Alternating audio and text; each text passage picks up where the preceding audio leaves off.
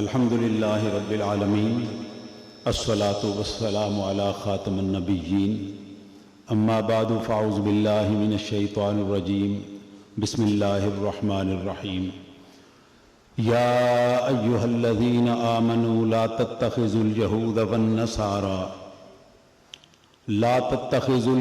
والنصارى اولیاء بعضهم اولیاء بعض ومن يتولهم منكم فإنه منهم آمنت بالله صدق الله مولانا العظيم وبلغنا رسوله النبي الكريم الأمين رب اشرح لي صدري ويسر لي أمري واحلل عقدة من لساني يفقهوا قولي اللهم أرنا الحق حقا وارزقنا اتباعه اللهم أرنا الباطل باطلا وارزقنا اجتنابه اللہم ارنا حقائق الاشیاء کما ہی۔ زیب سجادہ جناب پیر سید بدر مسعود گیلانی شاہ صاحب، جناب ڈاکٹر طارق مسعود صاحب اور میرے سامعین کرام، السلام علیکم ورحمۃ اللہ وبرکاتہ۔ سال گزرا، دنیا بدلی، کچھ کا کچھ ہوا، دیکھتے دیکھتے موسم بدلے، اور اس سال میں پیر بدر مسعود شاہ صاحب اور طارق مسعود شاہ صاحب، ان کی والدہ محترمہ کا سایہ اٹھا۔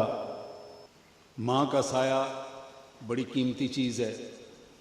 یہ سال اس لحاظ سے ہمارے لیے بھی بڑا اہم اور ان کے لیے بھی بڑا اہم ہے۔ وہ گھڑیاں جو پچھلے عرس میں انہیں میسر تھیں وہ آج میسر نہیں ہیں۔ حضرت بایزید بسطامی رحمۃ اللہ تعالیٰ علیہ، اللہ تعالیٰ نے انہیں بہت لمبی زندگی عطا فرمائی۔ آپ نے اپنی والدہ سے عرض کیا کہ اماں جی، میرے سے آپ کا اور اللہ کے دونوں کے حق ادا نہیں ہو سکتے، یا اللہ کا معاف کروا دیں یا اپنے چھوڑ دیں۔ تو ان کی والدہ نے کہا کہ بایزید، میں اپنے حق چھوڑ سکتی ہوں، اللہ کا حق نہیں معاف کر سکتی، میری طرف سے تم آزاد ہو۔ گئے 30 سال مجاہدہ کیا، اور مجاہدے کے بعد واپس آئے۔ دل میں خیال آیا، دل پہ نظر ڈالی تو پتہ چلا کہ ابھی بھی دل پہ کچھ ریشے موجود ہیں۔ دوبارہ 30 سال مجاہدہ کیا، اور مجاہدہ کرنے کے بعد پھر واپس آئے 60 سال کے بعد۔ اماں جان سو رہی ہیں، آواز دی، بایزید پیاس لگی ہے، پانی پینا ہے۔ حضرت بایزید بسطامی رحمۃ اللہ تعالی علیہ دیکھا کہ گھر میں پانی نہیں ہے، تو بستام کے ساتھ ایک ندی چلتی تھی، برتن پکڑا اور پانی لینے چلے گئے۔ جب واپس تشریف لائے تو اماں پھر سو گئی، پاؤں کی طرف پانی لے کے کھڑے ہو گئے، یہ نہ ہو کہ اماں آواز دے اور میں سو رہا ہوں۔ جس وقت بھی ان کی آواز جاگ کھلی تو انہوں نے بایزید کہا، تو بایزید نے پانی آگے پیش کیا۔ اماں کہنے لگی، بایزید تم تب سے جاگ رہے ہو؟ ہاں اماں جی، میں کیسے سوتا، آپ کو پیاس لگی ہوئی تھی، میں کیسے سوتا۔ پانی پلایا، اماں کے دل سے کوئی آواز اٹھی۔ اگلی رات سوئے تو سرکار دو عالم صلی اللہ علیہ وسلم تشریف لے آئے۔ فرمایا، بایزید، کل تم نے اپنی ماں کو جو راضی کیا ہے، میں نے اس کے بدلے تمہیں وہ مقام عطا کیا جو تم 60 سال سے تلاش کر رہے تھے۔ بایزید کی آنکھ کھلی، بایزید رونا شروع ہو گئے، اتنا روئے۔ اماں نے پوچھا کیا ہوا؟ کہنے لگے، اماں جی میں نے اپنے 60 سال ضائع کر دیے، میں نے 60 سال ضائع کر دیے، کاش یہ 60 سال پہلے میں یہ منزل طے کرتا، آپ کے پاس بیٹھتا اور آپ کی خدمت کرتا، تو میری 60 سال کی منزلیں طے ہو جاتی۔ میرے پیارے دوستو، ان کا یہ سایہ دوبارہ نہیں آ سکتا، یہ کبھی ممکن ہی نہیں ہے، لیکن مجھے یہ بھی یقین ہے کہ انہوں نے اپنی ماں کے ساتھ جس طرح کا وقت گزارا ہے، جو انہیں ماں دے گئی ہے، وہ قیامت تک ختم ہونے والا نہیں ہے، وہ قیامت تک ختم ہونے والا نہیں ہے۔ اور انشاءاللہ تعالی عزیز یہ قیامت تک بانٹتے رہے تب بھی ختم نہیں ہوگا۔ میرے پیارے دوستو، یہ ہماری زندگی کی اور آخرت کی ضرورتیں ہیں۔ جن کی مائیں زندہ ہیں، جن کے باپ زندہ ہیں، میری ان سے دست بستہ گزارش ہے کہ ان سے کچھ کمائیں، ضائع نہ کریں، ان سے کچھ کمائیں۔ یہ کمائی آپ کو دوبارہ ملنے کی نہیں ہے۔ میں تھوڑے سارے وقت میں آپ کے سامنے آج کا جو سب سے اہم موضوع چل رہا ہے، ہر جگہ پہ جہاں بیٹھتے ہیں ہمارے سامنے ایک ہی بات ہوتی ہے، فلسطین کا کیا بنے گا۔ ہر بندہ یہ سوال کرتا ہے، میں گھر میں بیٹھا ہوں، میں باہر بیٹھا ہوں، میں ابھی سفر کر رہا تھا، یہ بچے میرے ساتھ تھے، گھر سے نکلتے ہی انہوں نے پہلا سوال میرے سے کیا کہ فلسطین کا کیا بنے گا۔ تو میں اس کے متعلق آپ کے سامنے چند ایک معروضات، تھوڑی ساری اس کی تاریخ کہ اصل میں یہ ہے کیا، رولا کیا ہے۔ اللہ تعالیٰ نے قرآن پاک میں سورہ مائدہ 5واں سورہ 51 نمبر آیت میں فرمایا، یا ایھا الذین آمنوا لا تتخذوا اليہود والنصارى اولیاء بعضهم اولیاء بعض، کبھی بھی نصارہ کو، عیسائیوں کو اور یہودیوں کو اپنا دوست مت بناؤ، اور وَمَن يَتَوَلَّهُم مِّنكُمْ فَإِنَّهُ مِنْهُمْ، جو انہیں اپنا دوست بنائے گا وہ ان کا ساتھی ہوگا۔ اور بیچ میں اولیاء بعضهم اولیاء بعض، یہ آپس میں ایک دوسرے کے دوست ہیں۔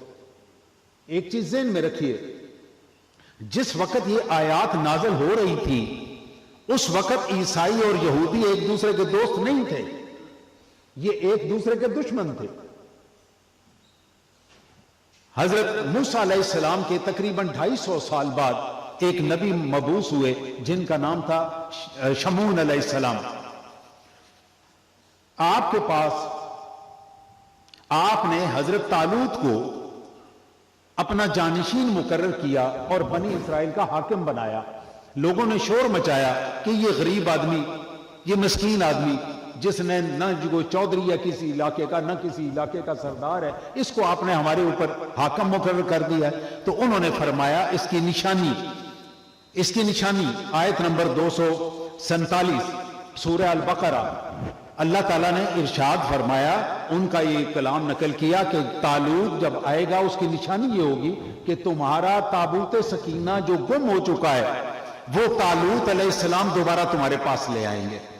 یہ نشانی بتائی، میں بالکل مختصر کرتا ہوں۔ طالوت آئے، طالوت علیہ السلام نے وہ تابوت سکینہ واپس آ گیا۔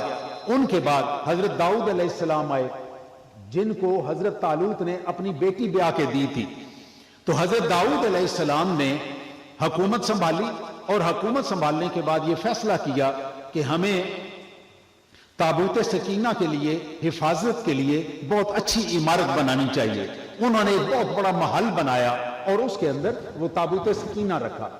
وہ محل ان کے دور میں مکمل نہ ہو سکا، وہ ان کے بیٹے حضرت سلیمان علیہ السلام کے دور میں مکمل ہوا۔ اب وہ جو مکمل ہوا اس کا نام پڑ گیا ہیکل سلیمانی، کیونکہ سلیمان علیہ السلام نے بنایا تھا۔ اور اس کے اندر کیا تھا؟ اس کے اندر تابوت سکینہ تھا۔ اب وقت گزرا، کئی 100 سال گزرے، بخت نصر جو کہ آج کا جو عراق ہے اس کا بادشاہ، اس نے ان کے اس ہیکل کو تباہ و برباد کر دیا، اس کی اینٹ سے اینٹ بجا دی، اور جو تابوت سکینہ تھا وہ بھی اٹھا کے لے گئے، اور مکمل طور پہ اس کو اور اس قوم کو، پوری بنی اسرائیل کو وہاں سے اپنا غلام بنا کے، تو جس کو ہم شہر بابل کہتے ہیں، جس کا قرآن پاک میں بھی تذکرہ ہے، انگلش والے اس کو بیبی لون بولتے ہیں، وہ شہر آج بھی موجود ہے۔ اس شہر میں انہیں غلام بنا کے لے آیا۔ آگے عرصہ گزرا، کچھ عرصے بعد بنی اسرائیل نے دوبارہ وہاں پہ ایک ہیکل تعمیر کیا۔ اب اس کا نام پڑ گیا ہیکل دوم۔ پہلا ہیکل اول تھا، دوسرا ہیکل سو۔ حضرت عیسیٰ علیہ السلام کی ولادت ہوئی، آپ اس دنیا میں تشریف لائے، یہودی ان کے مخالف ہو گئے۔ یہودیوں نے اپنی طرف سے حضرت عیسیٰ علیہ السلام کو سولی چڑھا دیا، قتل کر دیا۔ ہمارے نزدیک وہ قتل نہیں ہوئے، اللہ تعالیٰ نے انہیں آسمان میں اٹھا لیا۔ یہودیوں نے عیسیٰ علیہ السلام کو قتل کر دیا، اور یہ عیسائی آج بھی یہودیوں کو حضرت عیسیٰ علیہ السلام کا قاتل سمجھتے ہیں. ان کے نزدیک آج بھی وہ ان کے قاتل ہیں. تو دشمنی ان دونوں کی ہے. اور وہ دشمنی چلتی چلتی کہاں تک چلی کہ عیسیٰ علیہ السلام کی قتل کا بدلہ لینے کے لیے یہودیوں نے عیسائیوں کا ایک بادشاہ تھا جس کا نام تھا جنرل ٹائٹس. حضرت عیسیٰ علیہ السلام کے آسمان پر جانے کے بعد، آسمان پر اٹھائے جانے کے 30 سال بعد 70 عیسوی میں جنرل ٹائٹس نے اس جگہ پر حملہ کیا اور ہیکل دوم کو بھی تباہ کر دیا، تباہ و برباد کر دیا. اور یہاں پہ جب ہیکل دوم بھی تباہ ہو گیا، وہ آج تک نہیں بنا. وہ آج تک نہیں بنا. اس کی ایک دیوار موجود ہے جس دیوار کو یہودی دیوار گریا کہتے ہیں. اگر آپ ویڈیو دیکھنا چاہیں تو آپ کو ویڈیوز نظر آئیں گی کہ وہ اس کے سامنے کھڑے ہوتے ہیں اور اپنی عبادت کرتے ہیں. اس کو دیوار گریا کہتے ہیں. قرآن پاک میں سورہ بنی اسرائیل پہلی آیت 15واں سپارہ پہلی آیت، سبحان الذی اسریٰ بعبدہ لیلا من المسجد الحرام الی المسجد الاقصی، کہ حضور اکرم صلی اللہ علیہ وسلم کو مسجد حرام سے مسجد اقصی تک کی سیر کرائی گئی. تو مسجد اقصی کا اس جگہ پہ ذکر موجود ہے. قرآن پاک میں مسجد اقصی کا ذکر موجود ہے. تو مسجد اقصی اسی علاقے میں کسی جگہ پہ موجود تھی جہاں پہ سرکار دو عالم صلی اللہ علیہ وسلم نے 1,24,000 پیغمبروں کی امامت کرائی. یہ مسجد وہاں پہ موجود تھی. ہیکل کہیں اور تھا، مسجد اقصی کسی اور جگہ پہ تھی. اب مسجد کا ذکر بھی موجود. اور اس کے بعد حضرت عمر فاروق رضی اللہ تعالی عنہ، آپ کے دور میں یہ سارا علاقہ جب فتح ہوا تو اس وقت یہاں پہ حکومت کن کی تھی؟ یہودیوں کی نہیں تھی. حکومت کن کی تھی؟ عیسائیوں کی تھی. ہم نے مسلمانوں نے جب یہ شہر فتح کیا اور یہ اس شہر کی چابیاں لی تو ہم نے کس سے لی؟ عیسائیوں سے لی. ہم نے یہودیوں سے نہیں لی. مسلمانوں کا یہودیوں سے جھگڑا ہی کوئی نہیں. ہمارا ان سے کوئی جھگڑا نہیں. ہمارا جھگڑا عیسائیوں کے ساتھ تھا کہ عیسائیوں سے ہم نے شہر چھینا اور عیسائیوں کے ساتھ حضرت عمر رضی اللہ تعالی عنہ کا معاہدہ ہوا. وہ جو معاہدہ ہوا، اس معاہدے کی ایک آدھ چیز آپ کو سناتا ہوں. اب یہ ذہن میں رہے کہ یہ جو معاہدہ ہوا یہ کس کے ساتھ ہوا؟ عیسائیوں کے ساتھ ہوا. یہودیوں سے نہیں ہوا ہمارا معاہدہ. اور اس معاہدے کی ایک پہلی شرط یہ تھی کہ اس علاقے میں یہودیوں کو نہ زمین الاٹ کی جائے گی، نہ انہیں مکان بنانے دیا جائے گا، اور نہ یہ اس جگہ پہ مستقل سکونت اختیار کر سکیں گے. اگر کوئی یہودی کہیں سے آ کے اس علاقے میں اپنے ہیکل میں عبادت کرنا چاہے تو وہ صبح شہر میں داخل ہوگا اور شام کو یہاں سے نکل جائے گا. یہ حضرت عمر رضی اللہ تعالی عنہ کی موجودگی میں معاہدہ ہوا. اس کے علاوہ اور بھی اس کی کچھ شکیں تھی، اس کو میں چھوڑتا ہوں. آپ کو بالکل آسان سا مختصر سا بیک گراؤنڈ بتا کے آگے کی بات آپ کے ساتھ کرتا ہوں. یہ جو معاہدہ حضرت عمر رضی اللہ تعالی عنہ کا عیسائیوں کے ساتھ ہوا، اس کو سارے امویوں نے اس کی حفاظت کی اور اس کی پاسداری کی. امویوں کے بعد عباسی آئے، عباسیوں نے اس کی پاسداری کی. اس کے بعد عثمانی آئے، عثمانیوں نے اس کی پاسداری کی.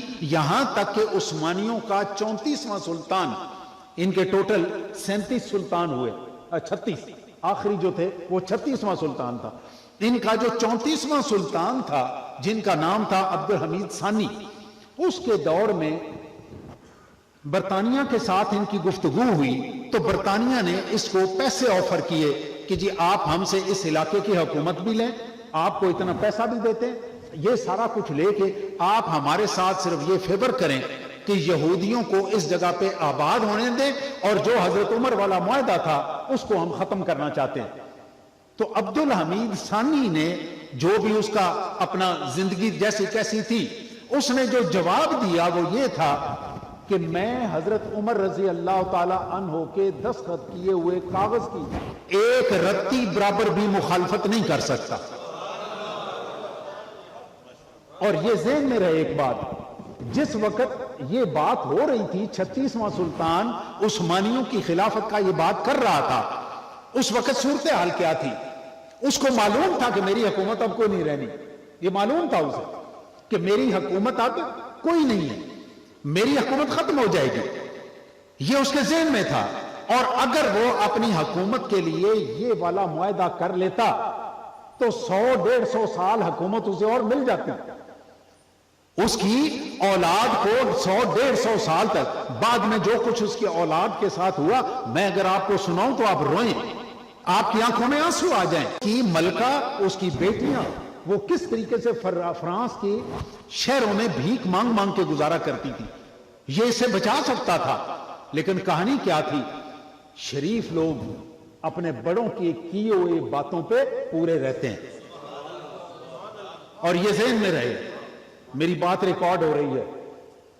ہمارے ہاں مسلمانوں سے کتنے سالوں کے بعد ہمارا جو قبلہ تھا 462 سال تک قبلہ اول بیت المقدس مسجد اقصی مسلمانوں کے پاس رہی.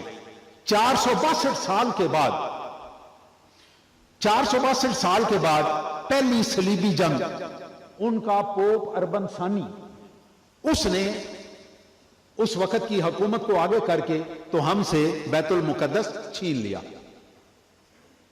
88 سال بعد سلطان صلاح الدین ایوبی رحمت اللہ تعالی علیہ، اس نے 88 سال بعد دوبارہ بیت المقدس مسلمانوں کو دے دیا، لے لیا ان سے. اور اندر جو بھی انہوں نے تبدیلیاں کی تھیں اور مریم کی مورتیاں مارتیاں لگائی وہ ساری نکال کے اس کو باقاعدہ جو پہلی شکل تھی وہ دے دی. اس کے بعد 730 سال تک بیت المقدس ہمارے پاس رہا، مسلمانوں کے پاس رہا. اس کے بعد یہ ٹوٹل 1192 سال بنتے ہیں. اس 1192 سال ہمارے پاس رہنے کے بعد یہ دوبارہ عیسائیوں اور یہودیوں کا قبضہ اس پہ ہو گیا، ہمارے ہاتھ سے نکل گیا. جو اس وقت کے لوگ تھے، یہ نہیں کہ ان کا دل، میں نے جتنی تاریخ پڑھی ہے مجھے ان کے خلوص میں کوئی شک نظر نہیں آیا.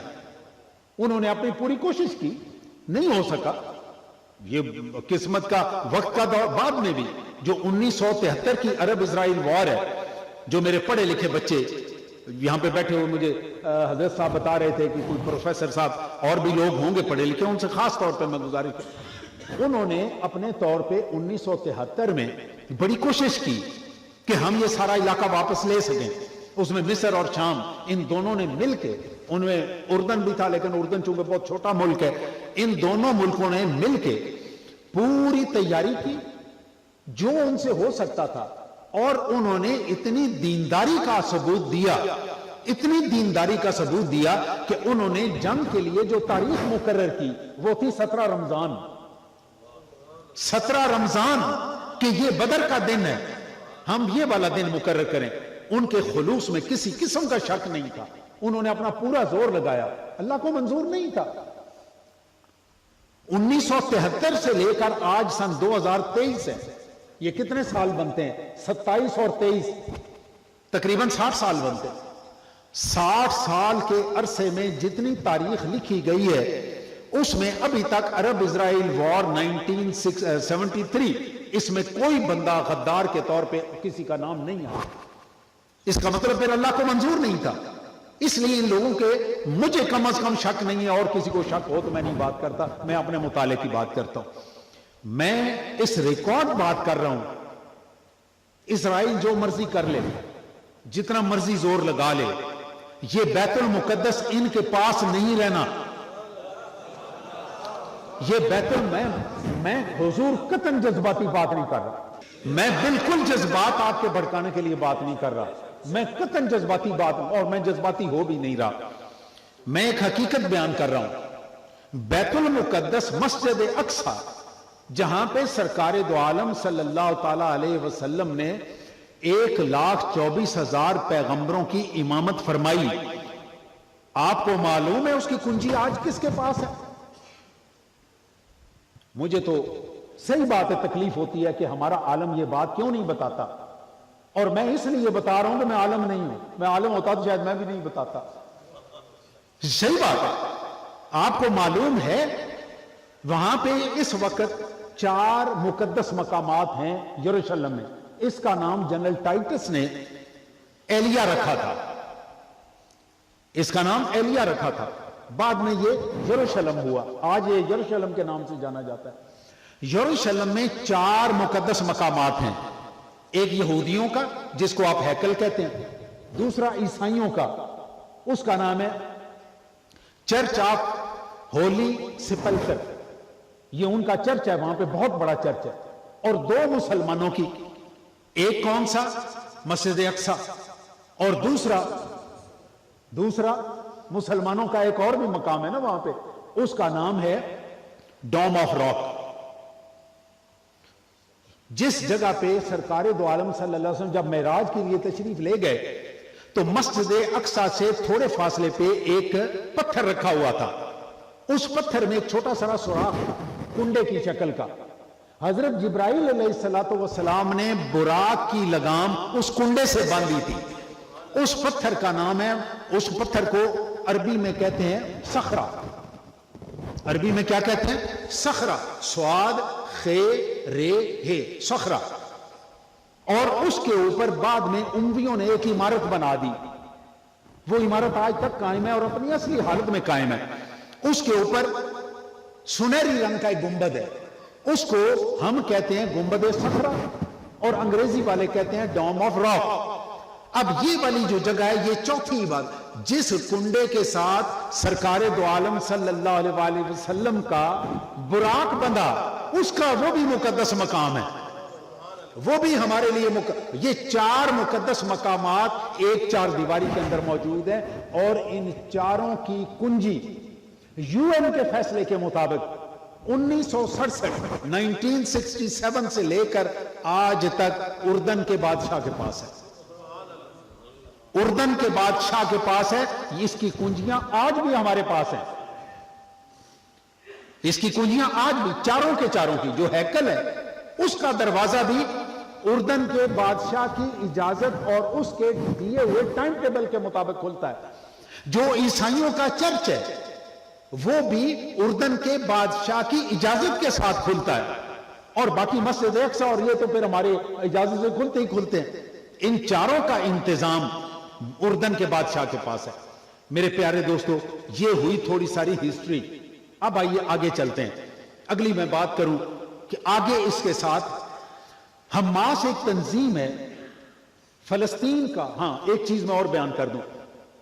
جب ان کا معاہدہ ہوا برطانیہ کے ساتھ اور برطانیہ نے پورا علاقہ اسرائیل بنا دیا، مسلمانوں کا اپنا مطالبہ تھا کہ ہمیں الگ کریں. یاسر عرفات کے دور میں یہ 2 ملک بن گئے. یو این نے اعلان کر دیا 2 ملک، ایک فلسطین اور دوسرا اسرائیل. یہ 2 ملک بن گئے. اب ایک سائیڈ پہ فلسطینیوں کی، مسلمانوں کی حکومت قائم ہے، ان کا اپنا صدر، وزیر اعظم، ہر چیز ان کی موجود ہے. لیکن جو بڑے تو پھر بڑے ہوتے ہیں نا، انہوں نے اس میں بددیانتی کی، اور بددیانتی کر کے اس کے درمیان سرحد قائم کرنے کی بجائے یروشلم کو اسرائیل کا دارالخلافہ بنا دیا، کیپٹل بنا دیا. اب وہ کیپٹل مسلمانوں کا ہے. یہ بالکل ایسے ہی سمجھیں کہ ہم پاکستان میں ہیں، ہمارا کیپٹل کون سا ہے؟ اسلام آباد. ابھی ہم کل کو اسلام آباد کی بجائے دلی میں اپنا کیپٹل بنا دیں، اب ہمیں کو بنانے دے گا؟ انہوں نے کیپٹل جو تھا وہ یروشلم میں شفٹ کر دیا، تو یہ ادھر آ گیا. یہ بددیانتی مسلمانوں کو ہضم نہیں ہوئی. اب وہ کرتے کیا ہے؟ ہر سال 1.5 سال 6 مہینے بعد اسرائیل کے فوجی داخل ہوتے ہیں، ادھر آ کے لوگوں کو مارتے ہیں. ابھی تقریباً 3 یا 4 سال پہلے ایک ویڈیو بہت وائرل ہوئی تھی، مجھے نہیں معلوم آپ لوگوں میں سے کتنوں کو دلچسپی تھی. ایک 4-5 سال کا عرب بچہ وہ زمین پہ گرا ہوا ہے، بلکہ گرایا ہوا ہے، اور ایک اسرائیلی فوجی نے اس کی گردن کے اوپر اپنا پاؤں رکھا ہوا ہے. وہ بچہ نیچے شور مچا رہا ہے اور اس نے گردن پاؤں کے ساتھ دبا کے بچہ مار دیا.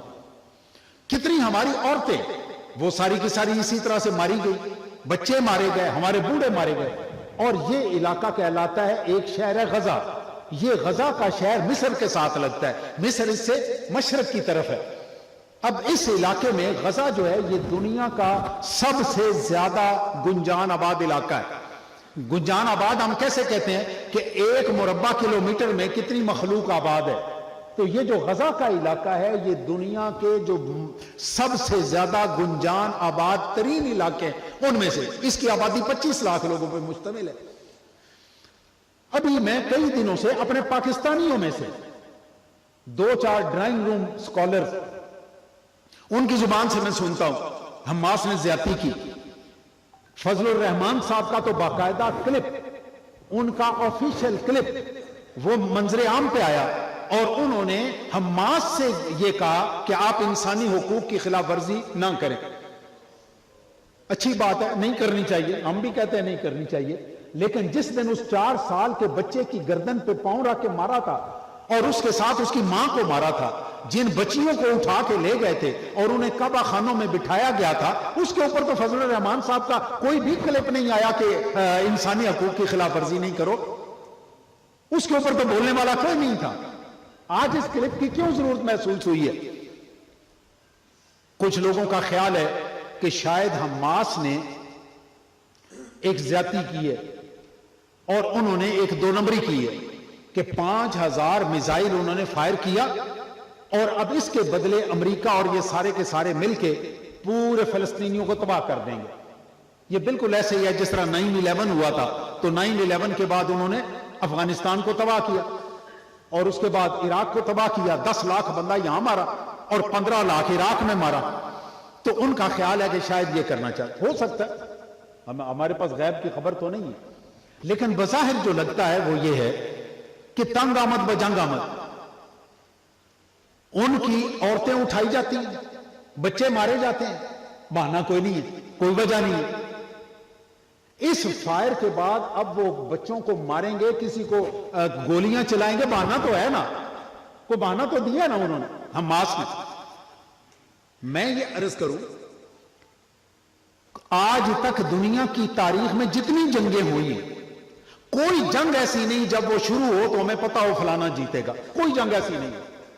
ہر جنگ کا اندازہ بعد میں ہی ہوتا ہے کہ کس نے جیتنا ہے کس نے نہیں جیتنا. جس دن طالبان کو مارا تھا اور 2000 میں چھوٹے بش صاحب نے یہ سارا علاقے فتح کیے تھے اور طالبان کو یہاں سے نکالا، اس دن اس دنیا کا کوئی بندہ ایسا نہیں تھا جو یہ کہتا ہو کہ کبھی طالبان دوبارہ افغانستان میں آئیں گے. کوئی بھی نہیں کہتا تھا، ہم خود بھی نہیں کہتے تھے. 5 سال تک تو ایک ہی رٹ لگی رہی. اگلے 5 سال تک یہ تھا طالبان ابھی زندہ. 10 سال بعد تب سے بدلنے شروع ہوئے اور 20 سال بعد لوگوں نے وہ منظر دیکھا کہ دنیا کی واحد سپر پاور اور مزے کی بات آپ کو بتاؤں، دنیا کی تاریخ 14,000 سال آدم علیہ السلام سے لے کر آج تک کی تاریخ میں طالبان کی جنگ ایک واحد جنگ ہے جس میں ایک گروپ ایک طرف ہے اور پوری دنیا ایک طرف ہے. یہاں تک کہ افغانستان خود بطور حکومت وہ بھی ان کے خلاف ہے. ایک بھی بندہ ان کے ساتھ نہیں باہر کا. کوئی دنیا میں ایسا موقع، پہلی جنگ عظیم ہوئی آدھے ملک ایک طرف تھے آدھے ایک طرف تھے، دوسری جنگ عظیم ہوئی آدھے ملک ایک طرف تھے آدھے ایک طرف تھے. آپ دنیا کی کہیں سے تاریخ اٹھا لے، یہ واحد موقع آپ کو ملے گا جس میں ایک کمیونٹی جو 75,000 بندے، جس دن افغانستان پہ دوبارہ انہوں نے قبضہ کیا تو وہ 75,000 آدمی تھے. اگر خدا تعالیٰ 75,000 بندوں کے ذریعے یہاں پہ اتنی بڑی فتح دلوا سکتا ہے، نیٹو پورے کا پورا یورپ، امریکہ، روس، چین، پاکستان، ہر چیز ان کے خلاف ہے. ان کے اپنے ملک کی 4.5 لاکھ کی فوج بھی ان کے خلاف ہے. اس کے باوجود جس اللہ نے ان کو شکست دلوائی ہے، اتنے ساروں کو شکست دلوائی ہے، کیا وہ اللہ ابھی زندہ نہیں ہے؟ بتائیں نا بھائی، وہ اللہ زندہ ہے؟ آپ مانتے ہیں اس کو زندہ؟ وہ ہر چیز پہ قادر ہے. جو ابابیلوں سے مروا سکتا ہے وہ زندہ لوگوں سے کیوں نہیں مروا سکتا؟ اس وقت آج صبح سویرے میں نے ایک کلپ سنا, میری آنکھ کھلی, میں سویرے ایسے وہ چل رہا تھا, ایک مولوی صاحب وہ کہہ رہے تھے کہ مسلمان بغیرت, یہ سارے کے سارے بغیرت, ان کو یہ کرنا چاہیے اور وہ کرنا چاہیے, اپنی فوجیں بھیجنی چاہیے. آپ میرے ساتھ ماشاءاللہ ہزاروں کی تعداد میں بیٹھے ہوئے ہیں, آپ سے ایک سوال کر رہا ہوں, آپ بغیرت سمجھتے ہیں اپنے آپ کو؟ میں تو بغیرت نہیں سمجھتا اپنے آپ کو, آپ بھی نہیں سمجھتے بغیرت. تو یہ ہمارے مولویوں کو کیا تکلیف ہے, کیوں ان کو بغیرتی یاد آتی ہے؟ اپنے بیٹے بھیجیں نا وہاں پہ, بھیجیں اپنے بیٹے وہاں پہ, ہم تو نہیں منع کر رہے, ہم بالکل بغیرت نہیں ہیں. جس دن سمیہ نام کی صحابیہ اندام نہانی پہ تیر رکھ کے ابو جہل نے اس کو چیر دیا تھا, اس دن مسلمان بغیرت تھے؟ بالکل بغیرت نہیں تھے. سرکار دو عالم صلی اللہ علیہ وسلم کی زندگی میں واقعہ پیش آیا, آپ نے اس کا بدلہ نہیں لیا. کیوں نہیں لیا؟ بدلے کا وقت نہیں تھا, بدلے کا وقت نہیں تھا. کوئی تھوڑی بہت عقل سے کام لیا کریں. میرا ایک کلپ ہے, میں عرض کروں گا حضرت صاحب سے کہ باجماعت آپ کو سنوائیں. ہمارے لاہور کے کسی مولوی صاحب, مجھے نہیں معلوم تھا پہلے کہ وہ لاہور کے, میں اپنا کلپ ریکارڈ کروانے کے بعد مجھے پتا چلا کہ وہ لاہور کے ہیں. میرے ذہن میں شاید وہ کوئی انڈیا کا بھی تھا. سنا ہے آپ نے؟ ابھی اندازہ لگائیے کہ پاکستان کا آپ کھا رہے ہیں, 75 سال سے کھا رہے ہیں, اور 75 سال کے بعد آپ پاکستان کی قوم کو کہہ رہے ہیں کہ 22 کروڑ بغیرت. شرم نہیں آتی آپ کو یہ بات کرتے ہوئے؟ ہم بغیرت ہیں. آپ کیوں 22 کروڑ میں سے اتنے غیرت مند ہیں, تو آپ جا کے انڈیا میں بیٹھے نا, ہمیں بغیرت کیوں کہتے ہیں؟ ارے بھائی بغیرتی نہیں ہے, مجبوری ہے, اور وہ مجبوریاں سمجھنے کی ضرورت ہے. ہماری مسجدوں میں ان کے تذکرے ہی نہیں ہوتے. ہماری مسجدوں میں یہ پڑھنے والے 50 سال درس پڑھ رہے ہیں, انہیں پتہ ہی نہیں فلسطین ہے کیا, فلسطین کے نقشے کا ہی نہیں پتا کہ فلسطین کے ادھر ادھر ملک کون سے. ہمیں پتہ ہی نہیں ہے کہ ہمارا وہاں پہ جھگڑا کیا ہے, مسلمان کا جھگڑا کیا ہے. ہمارا یہودی سے تو جھگڑا ہے ہی نہیں. جس وقت اللہ تعالیٰ نے یہ ارشاد فرمایا کہ ان کے ساتھ دوستی نہ کرو, یہ آپس میں دوست ہیں. یہ آپس میں دوست تو نہیں تھے, اس وقت تو دشمن تھے. بعد میں بھی جس وقت حضرت عمر نے فتح کیا یہ علاقہ, تو جو شکیں لکھوائیں وہ دشمنوں والی لکھوائیں یہودیوں کے لیے, اور بعد میں بھی یہ ان کو مارتے مرتے رہے. ہمارا تو ان سے کوئی لڑائی نہیں تھی, ہماری آج بھی کوئی لڑائی نہیں. مجھے یہ بتائیے, ہٹلر نے 60 لاکھ یہودی مروایا, ہٹلر مسلمان تھا؟ ہٹلر مسلمان تھا؟ کیا تھا؟ عیسائی تھا بھائی. ہٹلر عیسائی تھا, ہم نے تو نہیں مروایا اس کو. اگر ہم نے مروایا تو ہماری پھر دشمنی ہو گئی نا, ہماری تو دشمنی نہیں تھی. ہم نے تو ایک بھی یہودی نہیں مروایا, ہمارا تو ان سے کوئی لڑائی نہیں ہے. اگر کسی نے اسرائیل سے ان کو نکلوایا ہے تو وہ ہم تو نہیں ہیں ان کو نکلوانے والے, وہ انہیں نکلوانے والے تو عیسائی تھے. ان کا آپس میں معاہدہ ہو گیا. اللہ تعالیٰ تو وہ ہے نا جس نے یہ ساری دنیا بنائی ہے. اللہ کو یہ معلوم تھا کہ کل کو یہ چوڑے ماریں گے, یہ دوست ہو جائیں گے آپس میں. اللہ تعالیٰ نے 1400 سال پہلے قرآن میں یہ بات بتا دی کہ یہ آپس میں دوست ہو جائیں گے, اور تم میں سے جو ان کا دوست بنے گا وہ ان کے ساتھ کا ہوگا. موٹا سا رسول ہے. آئیے ایک تھوڑی ساری چیز اس سے ہٹ کے بیان کروں, پھر میں واپس آتا ہوں. ہسپانیہ, اندلس, اسپین, یہ سارے علاقے ہمارے پاس تھے. ہم نے 800 سال حکومت کی, ٹھیک. یہودیوں کا یہ کہنا ہے کہ یہ جگہ ہماری تھی, ہم سے آپ نے چھینی ہے, اس لیے اس پہ ہمارا حق ہے. علامہ اقبال نے اس کے اوپر ایک شعر پڑھا, شعر لکھا, سنیے ذرا وہ شعر. علامہ اقبال کہتے ہیں, ہے خاک فلسطین پر یہودی کا اگر حق, ہے خاک فلسطین پہ یہودی کا اگر حق, ہسپانیہ پر حق کیوں نہیں اہل عرب کا. اگر اس جگہ پہ ان کا حق ہے کہ پہلے ہم یہاں پہ تھے, تو عرب بھی تو ہسپانیہ میں پہلے تھے نا، پھر ان کا بھی حق ہونا چاہیے. ہے خاک فلسطین پر یہودی کا اگر حق، ہسپانیہ پر حق نہیں کیوں اہل عرب کا؟ مقصد ہے ملوکیت انگلیس کا کچھ اور. اقبال، میں تو حضور دست بستہ گزارش کرتا ہوں، مجھے طارق صاحب خدا جانتا ہے حیرت ہوتی ہے کہ علامہ اقبال کو انگریز نے پھانسی کیوں نہیں دی. خدا کی قسم مجھے حیرت ہوتی ہے. یا تو اس کو اردو نہیں سمجھ آئی اقبال کی فارسی نہیں سمجھ آئی، یا اپنے بندوں کو نے اس کو اردو میں سمجھایا نہیں کہ یہ کیا رہا ہے. مقصد ہے ملوکیت انگلیس کا کچھ اور، قصہ نہیں نارنج کا یا شہد و رطب کا. یہ کوئی شہد کی بوتل نہیں ہے کہ ادھر سے اٹھاؤ اس کو دے دو اور ادھر سے اٹھا کے، یہ کوئی مالٹے کا پھل نہیں ہے کہ یہ طارق صاحب سے اٹھاؤ اور ان کو دے دو. یہ پوری کی پوری فلسطین کی سلطنت کا مسئلہ ہے. اور انگلش گورا وہ کیا چاہتا تھا، یہ آج آپ کو سمجھ آ رہی ہے کہ وہ کیا چاہتا تھا. یہ آپس میں مل کے نہ بیٹھے، اور ہم مل کے نہیں بیٹھ رہے. میرے پیارے دوستو، آئیے واپس چلتا ہوں. میں اسپانیہ پہ حق آپ کو سمجھ آ گیا.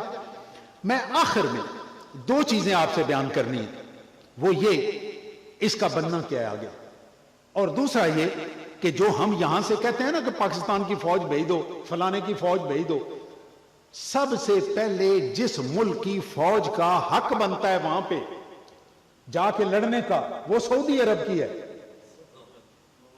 سب سے پہلا حق مجھے سعودی عرب کے مقدس مقامات مکہ مکرمہ اور بیت اللہ شریف اور مدینہ منورہ، مجھے بتائیے کون سا فرقہ ہے جو ان دونوں مقامات کو مقدس نہیں سمجھتا؟ بتائیں مجھے. آپ نہیں سمجھتے؟ ہمارا تو قبلہ کعبہ وہی ہے، باقی لوگوں کا بھی قبلہ کعبہ وہی ہے. جب ہمارا قبلہ کعبہ وہی ہے تو ہمارا تو مرکز وہ ہے. سب سے پہلے تو سعودی عرب کو جانا چاہیے. جو یہاں سے نعرے مارتے ہیں وہ محمد بن سلمان کو کیوں نہیں کہتے کہ تم جاؤ جا کے وہاں پہ اپنی فوج بھیجو؟ اس کے ساتھ مصر جیسا تگڑا ملک وہ بیٹھا ہوا ہے، اس کو کیوں نہیں کہتے؟ اردن، ہاشمائٹ کنگڈم آف جارڈن، اتنا بڑا لقب جس کے پاس کنجیاں اس کو کہنے جا کے لڑے. بھائی یہ ایسے مذاق نہیں ہے کہ آپ سٹیج پہ بیٹھیں اور کہیں کہ یہ بے غیرت ہوگا اور فلانا بے غیرت ہوگا. بے غیرتی نہیں ہے. آپ یقین جانیے، میں سعودی عرب کا بھی بتاتا ہوں آپ کو. دو پہلوان لڑ رہے ہوتے ہیں نا، کبھی آپ نے کشتی دیکھی ہو پہلوانوں کو، تو جو باہر کھڑا ہوتا ہے نا وہ کہتا ہے ایدی کدی سجی لت پھڑ لے نا. وہ بھائی اسے پھڑی جاتی ہو تو تہاڈا مشورہ نے کی کرنا ہے؟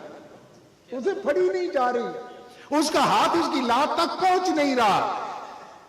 آپ یقین جانیے، یہ میرا ایمان ہے. میں آج کی بات کر رہا ہوں، یہ آج سے 4-5 سال پہلے کی بات نہیں کر رہا.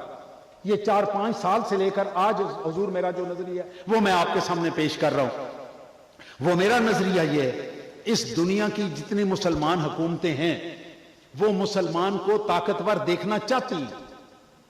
اپنے اپنے اندازے، اپنی اپنی اپریسیشن ہے کہ میں اس طرح سے طاقتور ہو سکتا ہوں، فلانا اس طرح سے طاقتور ہو سکتا ہے، تیسرا اس طرح، اپنے اپنے زور لگا رہے ہیں. کوئی بھی ملک کل کو اگر تگڑا مسلمانوں میں سے ہو گیا، یہ ہو ہی نہیں سکتا باقی مسلمانوں کو ساتھ لے کے نہ چلے. آپ دیکھ لیجئے گا. ہو سکتا ہے میری خوش فہمی ہو، میرے ذہن ہے. آپ کا کیا خیال ہے؟ سعودی عرب کا دل نہیں کرتا کہ فلسطین میں اسرائیلی آباد نہ ہو، وہاں پہ یہودی آباد نہ ہو؟ اس کا دل نہیں کرتا؟ اس کا بھی دل کرتا ہے. وہاں کے مسلمان بھی یہی سوچتے ہیں، آپ بھی یہی سوچتے ہیں، لیکن ہاتھ نہیں پڑ رہا. جس دن ہاتھ پڑے گا، اور انشاءاللہ پڑے گا، پریشان نہیں ہونا، پریشان نہیں ہونا. جو آپ نے کرنا ہے وہ بھی میں بتاتا ہوں. اس کا مستقبل کچھ بھی ہو، جو تبصرے سن 2000 میں طالبان کے متعلق تھے ختم ہو گئے نا، غلط ہو گئے سارے. 2 سال میں افغانستان کہاں سے کہاں پہنچ گیا؟ کسی کو آپ میں سے معلوم ہو کہ 2.25 سال پہلے 15 اگست سن 2021 اس کو طالبان نے حکومت سنبھالی تھی تو ڈالر کتنے کا تھا افغانستان میں؟ کو پتا ہے آپ کو؟ کبھی ہمارے مولوی صاحب نے بتایا ہو تو تب ہے نا. شکر ہے میں مولوی نہیں ہوں. میں مولوی ہوتا میرا بھی یہی حال ہونا تھا. 200 रुपए का डॉलर था, और आज कितने का को पता आपको? 70 रुपए का। अब से 2 महीने पहले ये 85 रुपए का था, एक हफ्ते में वो 75 पे आया और अगले एक महीने में 70 पे आया। अब वो उसको यहां रोकने के चक्कर में, जो लोग इकोनॉमी समझते हैं उन्हें ये अंदाजा है कि डॉलर का मजबूत, मतलब आपकी करेंसी का मजबूत होना वो ये है कि एक जगह पे रहे। ये नहीं है कि डॉलर जो है वो सस्ता होता रहे और ये महंगा, ये नहीं होता। तो वो भारत इस वक्त वो रोकने के चक्कर में, अगर करना क्या पड़ेगा, करना ये पड़ेगा, फलस्तीन के लोगों को ये जंग अकेले लड़नी है। तालिबान ने जंग अकेले लड़ी थी, तालिबान ने जंग अकेले लड़ी थी। वो चोरी छुपे जो भी मदद करते हैं वो उसकी भी करते रहे होंगे। 5000 मिसाइल उन्होंने 1 घंटे में फायर किया है, तो वो कहीं से आया है ना, उनके पास तो फैक्ट्रियां कोई नहीं। तो ये वाली चीजें चलती रहेंगी, लेकिन उन्हें ये काम अकेले करना है। कोई मुसलमान मुल्क जिस तरह तालिबान के साथ नहीं था और आज भी नहीं है। तालिबान को किसने अभी तक तस्लीम किया? 2.25 साल में किसी ने भी नहीं तस्लीम किया, ना मुसलमानों ने ना काफरों ने। इसी तरह उसको भी किसी ने तस्लीम नहीं करना। लेकिन अगर ये डटे रहे, मैं ये बात इस मस्जिद में इतने पाकीज़ा फोरम में बावजूद कह रहा हूं कि इंशाअल्लाह अल्लाह ताला फलस्तीनियों को फतह देगा, इंशाअल्लाह फतह देगा। और ये जज्बात की बात नहीं है, ये पिछली हिस्ट्री की बात है। इनके ऊपर शाबे अबी तालिब तो नहीं बना हुआ ना भाई, गजा में शाबे अबी तालिब तो नहीं है ना। तो शाबे अबी तालिब वालों को अल्लाह ताला ने रोम की सल्तनत दे दी, जिनके पास एक दिन 3 साल तक पत्ते उबाल के खाने की लवश है कोई नहीं थी। उनको अल्लाह ताला ने फतह दी थी, ये भी फतह होगी। अभी भी आप देखिएगा, अभी उन्होंने अल्टीमेटम दिया है कि जी खाली करो 24 घंटे। 24 घंटे तो 3 दफा गुजर चुके हैं। उन्होंने आगे से ऐलान किया हमारा कोई बंदा गजा छोड़ के नहीं जाएगा। अगर अल्टीमेटमों से लोग भागना शुरू हो जाए ना, तो दुनिया कुछ की कुछ हो जाए। मैं गजा के लोगों को इस बात पे मुबारकबाद पेश करता हूं कि उन्होंने एक बच्चा भी अपने शहर से निकल के बाहर नहीं जाने दिया। उन्होंने कहा हमने मरना भी इधर है और जिंदा भी इधर रहना। ये कौमें जिंदा रहती हैं, ये भागने वाले कभी नहीं जिंदा रहते।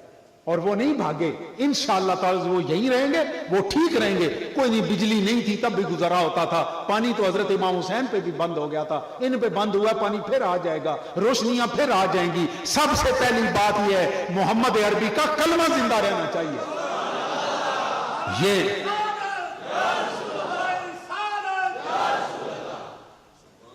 कोई ऐसी इतनी घबराने वाली बात कोई नहीं है जितनी हमारे ये लोगों ने और ये बेगैरत कहने वालों के, शोर मचाने वालों ने कही हुई है ना। इतनी परेशानी वाली बात कोई नहीं है। हजरत इमाम हुसैन अलैहिस्सलाम जिस दिन गए थे करबला में, कितने बंदे थे? कितने बंदे थे भाई?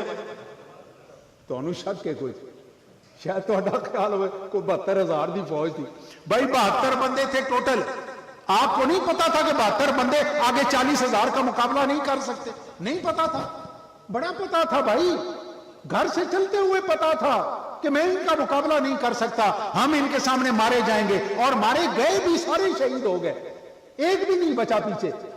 मेरे प्यारे दोस्तों, क्या इसकी वजह से हजरत इमाम हुसैन को सुलह पे दस्तखत करके वापस चले जाना चाहिए था? नहीं जाना चाहिए था। तबूक का मुकाबला हुआ, मुसलमानों की फौज कितनी थी? 3,000। कितनी? सारे कौन? इतना तो आज याद कर ही जाओ ना, मुसलमानों की फौज कितनी थी? 3,000। और ईसाइयों की फौज कितनी थी? 80,000। 80,000 ये तारीख में कम से कम लिखी हुई है। लिखने वालों ने 2 लाख भी लिखी है, लेकिन जो कम से कम तादाद लिखी है वो 80,000 लिखी है। 80,000 का लश्कर और 3,000 का लश्कर। मुझे आप अपने ईमान से बताएं, जो वो 3,000 में आप होते, आपके दिमाग में क्या बात होनी थी कि यार 80,000 का बंदा आगे खड़ा हुआ है और हमें इधर वो करा दिया है इसके साथ। और फिर आप फरमा रहे हैं, आप वहां से चलते हुए फरमा रहे हैं जैद शहीद हो जाए, اگر زید شہید ہو جائے تو یہ جھنڈا جعفر لے لے، اگر جعفر شہید ہو جائے تو عبداللہ بن رواحہ لے لے، اگر وہ بھی شہید ہو جائے تو پھر مسلمان آپس میں فیصلہ کر کے جس کو مناسب سمجھیں اس کو جھنڈا دے دیں۔ آپ تو شہادت بیان کر رہے ہیں کہ یہ بھی شہید ہوگا، یہ بھی شہید ہوگا، یہ بھی شہید ہوگا، ان تینوں میں سے یہ تو نہیں کسی نے کہا اس نے شہادت وہاں سے بھیج دیا ہوگا کہ فتح وہاں سے بھیج دیا ہوگا، یہ تو کسی نے نہیں کہا۔ اور وہی ہوا، پہلے زید شہید ہوئے، اس کے بعد جعفر طیار شہید ہوئے، عبداللہ بن رواحہ شہید ہو گئے، پھر خالد بن ولید آئے۔ 3000 کی فوج، کچھ تو شہید بھی ہو گئے ہوں گے نا، 100-150 تو یہ شہید بھی ہو گئے۔ 80,000 کی فوج کا مقابلہ کر کے وہاں سے نکلے، اور 80,000 کی فوج کو یہ یقین ہو گیا اگر 2 دیہڑے ہم اور لڑے تو یہ زیادہ ہو جائے، ہمیں مار جائیں گے۔ میں اس کی تفصیل میں نہیں جاتا، کہانی یہ ہے کہ یہ وقت دنیا پہ آتے رہتے ہیں۔ وہ 3,000 80,000 کے مقابلے میں تھے، یہاں پہ بھی مقابلہ ہے، صرف ایک چیز چاہیے۔ یہ کھڑے ہوتے تھے، نعرہ لگاتے تھے رسول اللہ صلی اللہ علیہ وسلم کا۔ آج حماس کے لوگ بھی یہی نعرہ لگا رہے ہیں، اگر یہ اپنے پاؤں پہ کھڑے رہے۔ اس کا انٹرویو مجھے یاد آ گیا جی، ایسے باتوں میں بات آ گئی، انٹرویو ایک مجھے یاد آ گیا، اوباما کا انٹرویو۔ اوباما سے سوال کیا گیا کہ آپ افغانستان کو کیا سمجھتے ہیں؟ اس نے کہا، ہنس کے کہتا ہے، افغانستان کیا چیز ہے؟ نہ ٹیکنالوجی، نہ ان کے پاس کھانے کو، نہ ان کے پاس پینے کو، نہ لاجسٹک، ہمارا وہ مقابلہ کر لے گا۔ بندہ ملا عمر کے پاس پہنچا، اس نے کہا جی آپ نے اس کا انٹرویو سنا ہے؟ اس نے کہا تم سنا دو۔ اس نے کہا یہ اس نے کہا ہے، آپ اس کا کیا جواب دیتے ہیں؟ جو اس نے جواب دیا یہ بھی سن لیجئے۔ اس نے آگے سے کہا، اوباما نے قرآن نہیں پڑھا، اللہ نے قرآن میں فرمایا ہے کہ جو بندے میرے نام پہ کھڑے ہو جاتے ہیں میں انہیں فتح دیتا ہوں۔ میں نے یہ دیکھنا ہے کہ اوباما ٹھیک کہتا ہے یا میرا اللہ ٹھیک کہتا ہے۔ اور اللہ کا کہا ہوا سچ ثابت ہو گیا۔ ملا عمر قبر میں، اس کو دنیا سے رخصت ہوئے، پتہ نہیں عشرے سے اوپر گزر گیا، اور بات سچ ہو گئی۔ انشاءاللہ حماس سے صرف ایک گزارش ہے، اپنے پاؤں پہ کھڑے رہیں، اللہ اور اس کے رسول کا نام لیتے رہے۔ یہ 10 سال لگیں، یہ 20 سال لگیں، بیت المقدس آپ کا ہے اور پورا اسرائیل انشاءاللہ آپ کا ہے۔ آخری بات جو آپ سے کرنی وہ یہ کہ آپ نے کیا کرنا ہے۔ آخری بات آپ سے ہی کرنا ہے، کوئی تسا بھی کرنا ہے کہ کوئی نہیں کرنا؟ اسا کچھ نہیں کرنا، اسا بالکل کچھ نہیں کرنا، کرنا لے اگے کھلوتے ہیں باؤ دے مونڈے تے رکھ کے چلانی۔ میں آپ سے کہوں، جس ملک کے 25 کلومیٹر کے سفر میں 10 مسجدیں آتی ہوں اور 25 کلومیٹر چلتے ہوئے آپ کو 1 لیٹر دودھ خالص نہ ملتا ہو، ہم نے ان مسجدوں کا اچار ڈالنا۔ یہ مسجد ہم سے خالص دودھ نہیں نکلوا سکی۔ یہ مسجد کا میں نام اصل میں وہ اس سینس میں نہ لیجئے، مسجد میں میری مراد ہے کہ ہم مسلمان مسجد میں عبادت کرنے والے، ہم اپنا دودھ خالص نہیں کر سکے، ہم نے اس میں سے کیا کمانا ہے؟ ہمارا مجرم کون ہے؟ زرداری صاحب۔ ہمارا مجرم کون ہے؟ نواز شریف۔ ہمارا مجرم کون ہے؟ ہمارا چیف آف آرمی سٹاف۔ ہمارا مجرم کون ہے؟ عمران خان۔ ہم مجرم نہیں ہیں جو دودھ جعلی بیچتے ہیں، 15 روپے لیٹر بنا کے، پتہ نہیں وہ کیا زہر ہے، وہ بنا کے آپ 150 روپے کا لیٹر بیچ رہے۔ مجرم ہمارے وہ ہیں، ہم سارے کے سارے اللہ معافی دے کو اللہ کے نبی ہیں، اللہ کے فرشتے ہیں۔ یہ میں نے بات ٹھیک کی ہے کہ 25 کلومیٹر میں آپ کو 10 مسجدیں پڑتی ہوں اور 25 کلومیٹر میں آپ کو 1 لیٹر دودھ خالص نہ ملتا ہو، مجھے بتائیے وہاں پہ اللہ کے عذاب میں کوئی کمی رہ جائے گی؟ میں حضور، میرے ایک دوست ہیں کرنل خورشید، منڈی بہدین میں تھا، جمعہ آ گیا، ہم جمعہ پڑھنے چلے گئے، مولوی صاحب مسئلہ کر رہے ہیں، دھیان سے سنیے یہ بات میں آپ کو سنانا چاہ رہا ہوں کہ ہم نے کیا کرنا ہے۔ ادھر بیٹھ کے ہم اگر دودھ خالص کر سکے، آپ کو آٹا وہ خالص دے سکے، ہم ایک دوسرے کو یہ پانی والی بوتل، خدا جانے پانی بوتل میں کیا ہے، ہم سے یہ 40 روپے کی بوتل چل رہی ہے، اندر کیا ہے اللہ بہتر جانتا ہے۔ اگر ہم یہ پانی ایک دوسرے کو ٹھیس دینے کے قابل ہو گئے نا تو آپ سمجھئے دنیا بدل گئی ہے۔ جمعہ پڑھا جی میں نے، مولوی صاحب نے مسئلہ شروع کیا، حضور ٹخنے کے اوپر شلوار آ جائے تو یہ گناہ ہے۔ اس کے بعد انہوں نے ثابت کیا کہ یہ گناہ کبیرہ ہے، اس کے بعد انہوں نے یہ ثابت کیا کہ یہ حرام ہے، اس کے بعد انہوں نے یہ ثابت کیا، فتویٰ دیا کہ جی جو بندہ مسلسل اس کو رکھے وہ دائرہ اسلام سے خارج ہے۔ انہوں نے اس کو اسلام سے خارج کر دیا۔ میں نے کرن خورشید سے کہا کہ سر میں نے مولوی صاحب سے مل کے جانا، وہ کہنے لگے میں تینوں نہیں ملن دینا۔ میں کیا اللہ کی قسم میں نے اسے لڑائی نہیں کرنی، میں نے اسے لڑنا نہیں۔ خیر وہ مجھے کھینچ کھانچ کے باہر لے گئے، انہوں نے مولوی صاحب سے نہیں ملنے دیا۔ میں نے کہا آپ نے مولوی صاحب کو میرا ایک پیغام دینا ہے، یہ پیغام آپ ساروں کے لیے بھی ہے۔ میں نے کہا آپ نے صرف ایک پیغام دینا کہ حضرت جنید بغدادی رحمۃ اللہ علیہ بہلول کے پاس گئے، بہلول سے کہتے ہیں مجھے کوئی نصیحت کرو۔ بہلول نے کہا بھائی تم عالم ہو، پیر ہو، مولوی ہو، میں تو درویش چلا سا بندہ ہوں۔ اس نے کہا نہیں جی جو بھی ہے میری آپ مجھے نصیحت کریں۔ بہلول نے کہا جنید یہ بتاؤ کھانے کے کیا آداب ہوتے ہیں؟ جنید شروع ہو گئے، پہلے ہاتھ دھونا، کلی کرنا، اور جناب ایک گوٹا کھڑا کرنا، ایک نیچے اپنے آگے سے کھانا، اخیر میں الحمدللہ کہنا وغیرہ ساری انہوں نے۔ کہنے لگے اتنا بڑا پیر بن گئے تمہیں روٹی کھانی میں نہیں آئی؟ اس نے کہا جی آئی تو پوچھنا آیا، کبھی آپ بھی یہ پوچھنے کے لیے نکلا کریں۔ بہلول نے کہا کھانے کا سب سے پہلا ادب یہ ہے کہ کھانا حلال پیسے کا ہو۔ حرام پیسے کا کھانا بسم اللہ کیا پورا قرآن بھی پڑھ لو اس پہ کھانا حلال پیسے کا ہو پھر اس کا فائدہ ہے۔ میں نے کہا میں نے مولوی صاحب سے صرف اتنی گزارش کرنی تھی کہ لباس حلال پیسے کا ہو، پھر شلوار گٹوں پہ آ جائے تب بھی خیر ہے، اوپر رہے تب بھی خیر ہے۔ کپڑے ہی حرام پیسے کے ہیں تو تم اس کو سارے گوٹوں سے بھی اوپر لے جاؤ، اس کا کون سا تمہیں فائدہ ہونا؟ چوری کا مرغ، حضور چوری کا مرغ اوپر بسم اللہ اللہ اکبر پڑھ رہے ہیں، چلی قوم ہو گئی ہے۔ مجھے بتاؤ وہ بسم اللہ پڑھنے سے حلال ہو جائے گا؟ رشوت کے پیسوں کی قربانی، کیا وہ بکرا یا وہ کٹا آپ نے لیا ہوا یہ حلال ہو جائے گا؟ سب سے پہلی چیز کیا ہے؟ آپ کا رزق حلال ہو۔ اگر رزق حلال ہے تو آپ کے باقی معاملات سارے کے سارے ٹھیک ہو جائیں گے۔ جو بندہ حلال رزق 40 دن کھا کے دعا مانگے اللہ تعالیٰ اس کی دعا کبھی واپس نہیں کرتا۔ مجھے آپ تو نیک لوگ ہیں، اپنی بات کرتا ہوں، میں اپنی روزی کی قسم نہیں دے سکتا۔ 40 منٹ کی بھی 40 دیہڑے تو حضور بڑی لمبی بات ہے۔ ہم نے ایک حضرت صاحب بہت بڑی گدی اپنے کانوں سے سنا کہ آپ یہ جو رشوت کے پیسے ہوتے ہیں نا یہ ہمیں دے دیا کریں، ہم سمندر ہیں، ہم کوئی کھڈا نہیں ہے جو خراب ہو جائے، سمندر خراب۔ سرکار دو عالم صلی اللہ علیہ وسلم سے بڑا کوئی ہو سکتا ہے؟ وہ تو اپنے اندر یہ نہ جانے دے اور آج کے مولوی صاحب یہ کہیں سانو دے اسی سمندر، وہ سمندر نہیں تھے۔ کچھ خدا کا خوف کرنا چاہیے۔ میری آپ سے آج کے دن میں صرف اتنی گزارش ہے، آپ جو کام کرتے ہیں آپ اپنا کام کریں، کمائیں حلال، اپنی اولادوں کو حلال کھلائیں، خود حلال کھائیں۔